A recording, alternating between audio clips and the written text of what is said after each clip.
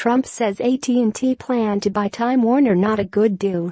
Reuters, U.S. President Donald Trump on Tuesday stood by his criticism of pay TV and wireless company AT&T's deal to buy movie and TV showmaker Time Warner Incorporated, which the Justice Department has sued to stop.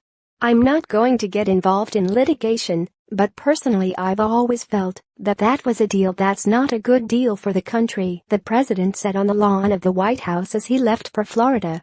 "I think your pricing's going to go up. I don't think it's a good deal for the country." The case will be more closely watched than other merger challenges because Trump has been a vocal critic of Time Warner's CNN and opposed AT&T's purchase of Time Warner on the campaign trail last year, saying it would concentrate too much power in AT&T's hands. Until Tuesday, he had not repeated that criticism. The U.S. Department of Justice on Monday sued AT&T, arguing that it would use Time Warner's content to force rival pay TV companies to pay hundreds of millions of dollars more per year for Time Warner's networks. AT&T has vowed to defend the $85.4 billion deal.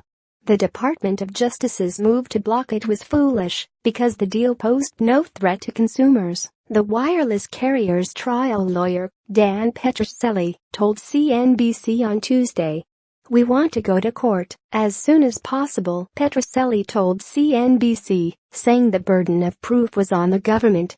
CNBC.cx2ag of AT&T will ask the court for an expedited trial next week, a source familiar with case said. The case has been assigned to Judge Richard Leon, a senior judge on the District of Columbia District Court, who was appointed by President George W. Bush in 2002. Time Warner shares went higher when Leon's assignment was announced as investors bet the judge would be more likely to allow the deal to proceed. Republican-appointed judges are generally, but not always, more business-friendly than those appointed by Democrats. Shares of Time Warner were up 1.9% at $89.41 in late afternoon trading on Tuesday, signaling that investors believe the deal has a better chance of being approved. AT&T was down less than 1% to trade at $34.37. The merger challenge is unusual since the two companies do not compete directly.